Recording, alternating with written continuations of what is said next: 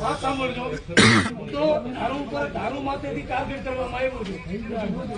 અમારો વિષય એ થાય અમે કોઈ એમ નથી કે પોલીસના વિરોધી છીએ, પણ કહેવાનો મતલબ એ છે કે એક વ્યક્તિને દારૂ ઉપર ટાર્ગેટ કરવામાં આવ્યો તો તમામ બુટલેગરને ખરેખર તો પાછા એ કરશે. જે આશાપુરા ચેરિટેબલ નામનું ટ્રસ્ટ ચલાવતો હોય છે વ્યક્તિ અને સારા કામ કરતો હોય ગૌશાળાના મુદ્દા ઉપર દરેક સમાજ સાથે રહીને કામ કરતો હોય અને દારૂમાં આપણે ટાર્ગેટ કરીએ તો તમામ મુદ્દાના બુટલેગરો છે પાછા હેઠળ હોવા જોઈએ. ક્લિયર વાત છે ને સાહેબ? એટલે મુદ્દો અમારો એ છે, કોઈ એવું નથી કે તમારા વિરોધમાં આવ્યા છે.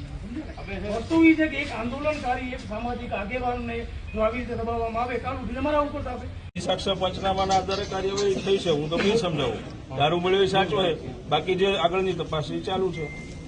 સાહેબ આમાં એવું છે કે દોરડીને પથ્થર મારું ને જે કઈ કાયદાકીય પાવર છે કાયદાકીયનો દુરુપયોગ થાય છે, પ્રોસિજર મુજબ જ થાય છે. અમે પોતે તમને સામે કહીએ સાહેબ નિષ્પક્ષ તપાસ કરજો, કદાચ ગુનેગાર હો તો જેલમાં નાખજો. એ પોતે સ્વીકારે છે બરોબર. આજે લોકો ભેગા થયા છે ને, આજે ગજુભાઈના સમર્થન માટે ભેગા નથી થયા. ગજુભાઈ નિમિત્ત માત્ર છે. આવા ઘણા લોકો છે જે લોકોને અડાણી દબાવે છે.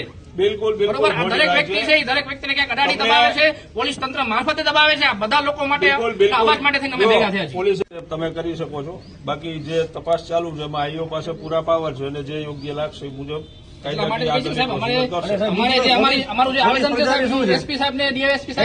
તમારા મોઢામાં સાંભળો પોલીસ પ્રજાની શું છે? તમે બધા જાણો છો. પોલીસ પ્રજાની મિત્ર છે ને તમે સાહેબ. જાણો પોલીસ થી કોણ બીએ? ગાંજો વેચે ખોટો કરતો અમે નથી જેના વિરુદ્ધ પુરાવા હશે એના વિરુદ્ધ કાર્યવાહી થશે ને. કોર્ટમાં જે આઈઓ છે એના પણ ઉભું રહેવાનું છે. એ કે એમને થોડું કરી નાખશે. સી સમરી ભરાય, બી સમરી તમે બધા ઘણા કેસોમાં જોવો છો ને કે ભાઈ આરોપી વિરુદ્ધ કોઈ પુરાવો નથી હોતો તો એના વિરુદ્ધ સમરી ભરાય છે, પુરાવો હોય તો ચાર્જશીટ થાય છે. એ તમારો તપાસનો વિષય છે. અમે પોતે સામેથી કહીએ છીએ સાહેબ ગુનેગાર હો તો નાખજો જેલમાં. અમે તમને સામેથી કહીએ છીએ, પણ કોઈના ઈશારે થાય છે.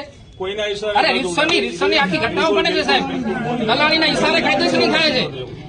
આજે પોલીસ મિત્રો તરીકે નહીં.